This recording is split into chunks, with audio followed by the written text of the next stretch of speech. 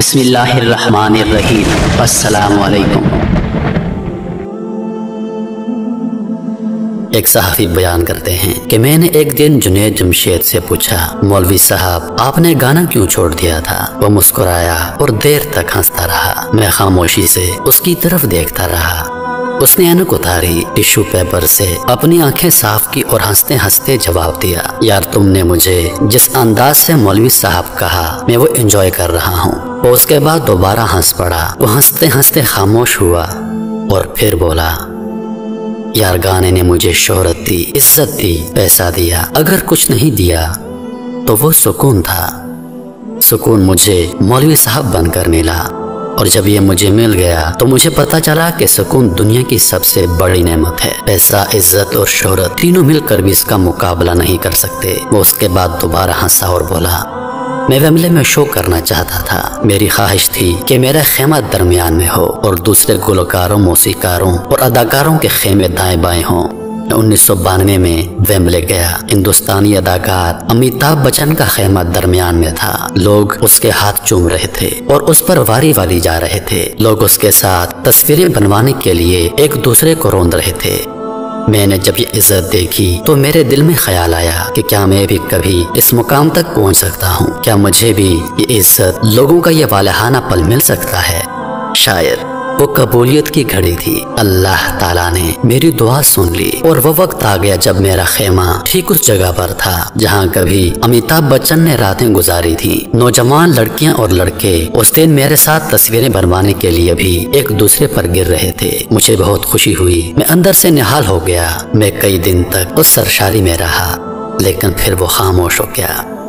وہ دیر تک کچھ سوچتا رہا، پھر اس نے سر اٹھایا، میری طرف دیکھا اور بولا، لیکن پھر ایک نئے احساس نے اس سرشاری کی جگہ لے لی۔ مجھے محسوس ہوا کہ میری کامیابی نے مجھے عزت تو دی، لیکن میں سکون سے محروم ہوں۔ مجھے یہ بھی محسوس ہوا کہ سکون عزت سے بڑی چیز ہے اور مجھے اس بڑی چیز کی طرف جانا چاہیے۔ میں خاموشی سے سنتا رہا۔ وہ بولا، میں اس کے بعد بھی گاتا رہا۔ لوگ میرا گانا سنتے تھے، جھومتے تھے اور مجھے چومتے تھے۔ دل دل پاکستان گانا میری پہچان بن گیا۔ میں جہاں جاتا لوگ مجھ سے فرمائش کرتے، لیکن میں اب عزت کے ساتھ ساتھ سکون بھی تلاش کر رہا تھا۔ اور پھر اللہ تعالیٰ نے کرم کیا اور مجھے یہ نعمت بھی مل گئی۔ وہ خاموش ہو گیا۔ میں نے اس سے پوچھا، تم تبلیغی جماعت اور مولانا طارق جمیل کے قابو کیسے آ گئے؟ وہ مسکرایا اور بولا، پاکستان کا ہر شہری زندگی میں کبھی نہ کبھی ڈاکٹر، پولیس اور تبلیغی جماعت کے قابو ضرور آتا ہے۔ زیادہ تر لوگ ان کے ساتھ چند دن گزار کر واپس آ جاتے ہیں، لیکن تھوڑی سی تعداد دائمی مریض، عادی مجرم اور مولوی صاحب بن کر مستقل ان کا حصہ بن جاتے ہیں۔ میں بھی ایک دوست کے ذریعے مولانا طارق جمیل سے ملا اور پھنس گیا۔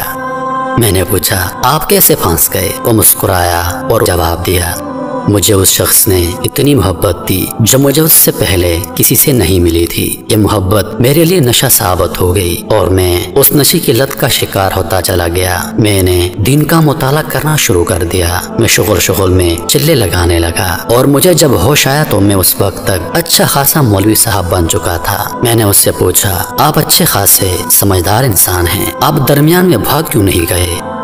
اس نے کہکا لگایا اور بولا، میں نے بھاگنے کی ایک آدھ ٹرائی کی تھی، میں نے گانا چھوڑ دیا تھا، لیکن پھر اچانک احساس ہوا کہ جنید جمشید تم کھاؤ گے کہاں سے؟ تمہیں اس کے علاوہ کوئی کام نہیں آتا۔ گانا میری زندگی تھا۔ مجھے محسوس ہوتا تھا کہ میں نے اگر یہ بند کر دیا تو مجھ سے میری زندگی چھن جائے گی۔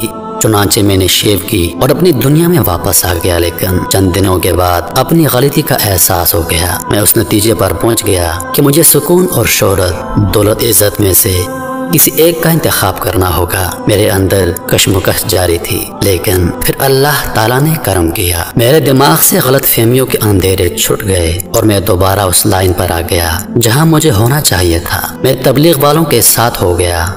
میں نے پوچھا، لیکن کیا شہرت، عزت اور دولت آسانی سے چھوٹ گئی؟ جنید جمشید تڑپ کر بولا، بہت مشکل تھا۔ گانا میرا واحد کمائی کا ذریعہ تھا۔ مجھے شہرت کی لت پڑ چکی تھی۔ میرے لیے فینس، تصویریں اور آٹوگراف زندگی تھی۔ میرا گانا میرا شناختی کارڈ تھا۔ میں اس شناختی کارڈ کے بغیر کچھ بھی نہیں تھا۔ मैं गाने के बगैर मुआशी, समाजी और जहनी तौर पर जिंदा नहीं रह सकता था। लेकिन फिर मैंने एक सौदा किया। मैंने अल्लाह के नाम पर अपने तीनों असासे कुर्बान कर दिए। मैंने इज्जत, शोहरत और रोजगार तीनों छोड़ दिए और अल्लाह की राह पर लग गया। उसके बाद वो खामोश हो गया। मैंने पूछा, क्यों? आपने ये क्यों किया? वो बोला, मैं बुनियादी तौर पर अल्लाह ताला का कानून टेस्ट कर रहा था। मैंने किसी जगह पढ़ा था कि जो शख्स अल्लाह के साथ सौदा करता है, जो अल्लाह के नाम पर अपनी अजीज तरीन चीज को कुर्बान कर देता है, तो अल्लाह ताला उसे कभी मायूस नहीं करता। खुदा की जात उसे उसके हक से ज्यादा नवाजती है। मैंने अल्लाह के इस ऐलान, इस वादे को टेस्ट करने का फैसला किया। मैंने अपना कुल असासा अल्लाह की राह में कुर्बान कर दिया। मेरे भाई, आप यकीन करो कि अल्लाह ताला ने मेरी तीनों चीजें 70 से सिर्फ देकर मुझे वापस लौटा दी। मैंने अल्लाह ताला के रास्ते में लाखों रुपए कुर्बान कर दिए थे। रब की जात ने मुझे करोड़ों रुपए से नवाज दिया। मैंने आज तक एक रुमाल नहीं बनाया था। अल्लाह ताला का करम देखो कि दुनिया में जुनैद जमशेद के नाम से कपड़ों का सबसे बड़ा ब्रांड जेडॉट चल रहा है। मैं रॉक स्टार हैसियत से मशहूर था। अल्लाह का करम देखो कि मैं आज नात ख़ानी और अल्लाह के जिक्र के हवाले से पूरी दुनिया में मशहूर हूँ। लोग मुझे दिल पाकिस्तान की वजह से इज्जत देते थे, लेकिन आज लोग एक नात खान की हैसियत से मेरे हाथ चूमते हैं। मैं कभी जीन्स पहनकर स्टेज पर नाचता था और इज्जतदार लोग अपनी बहू बेटियों को मेरे साये से बचा कर रखते थे, लेकिन मैं आज सर पर अमामा और टोपी पहनकर मेंबर पर बैठता हूँ और लोग मुझसे अपने बच्चों के लिए दुआ करवाते हैं। आप दिल पर हाथ रखकर जवाब दें, क्या यह उस 70 गुना से ज्यादा नहीं? इसके लिए मैंने कुर्बानी दी थी।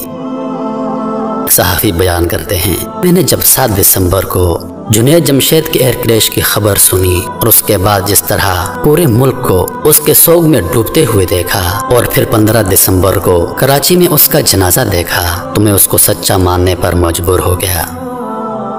मुल्क में हजारों उलमाए कराम, सियासतदान, ब्यूरोक्रेट्स, सूफियाए कराम, अदाकार, गुलकार और अरबपति ताजर फौत हुए। उनके जनाजा गाहों में पढ़ाए गए, लेकिन जुनैद जमशेद का जनाजा स्टेडियम में पढ़ा गया और उसमें हकीकतन लाखों लोग शरीक थे। जुनैद जमशेद को उससे पहले एयरफोर्स ने गार्ड ऑफ ऑनर भी दिया था। उसके कफन को पाकिस्तानी परचम में लपेटा और उससे C-130 के जरिए इस्लामाबाद से कराची पहुंचाया गया। ये एजाज आज तक किसी गुलकार को नसीब नहीं हुआ। दुनिया में मेहदी हसन और नूरजहां जैसे गुलकार दोबारा पैदा नहीं होंगे। बड़े गुलाम अली खान, नुसरत फतेह अली खान, अजीज मियाँ कवाल, उस्ताद अमानत अली खान और साबरी बरादरान मौसीकी के उस्ताद थे। ये उस्ताद किस आलम में दुनिया से रुखसत हुए और उनके जनाजे कैसे और कितने थे? मौसीकी के उस्ताद होने के बावजूद ये लोग जिस अंदाज से दुनिया में रुखसत हुए, ये सब जानते हैं। लेकिन अल्लाह ताला ने जो इज्जत जुनैद जमशेद जैसे एक सबक गुलकार को दी, यह भी सारा जमाना जानता है, जबकि जुनैद जमशेद के गम को हर शख्स ने टेस की तरह महसूस किया। ये साबित करता है कि वो ठीक कह रहा था। उसने अल्लाह ताला से सौदा किया था और अल्लाह ताला ने उसकी कुर्बानी को 70 से सिर्फ देकर उसके तमाम असासे उसको लौटा दिए। जुनैद जमशेद ने हम जैसे लोगों की आंखें खोल दी। उसने साबित कर दिया कि अल्लाह के साथ सौदा करने वाले कभी खसारे में नहीं रहते। इज्जत कुर्बान करोगे तो अल्लाह इज्जत को 70 गुना करके दोबारा लौटाएगा। मेरे अजीज दोस्तों, उम्मीद करता हूँ कि वीडियो आप दोस्तों को पसंद आई होगी। वीडियो पसंद आ जाए तो लाइक और शेयर जरूर कर दीजिएगा और आने वाली नई वीडियोस के लिए चैनल को सब्सक्राइब कर दें। मुझे दीजिए इजाजत। जिंदगी रही तो अगली बार एक और वीडियो लेकर आपकी खिदमत में हाजिर होऊंगा।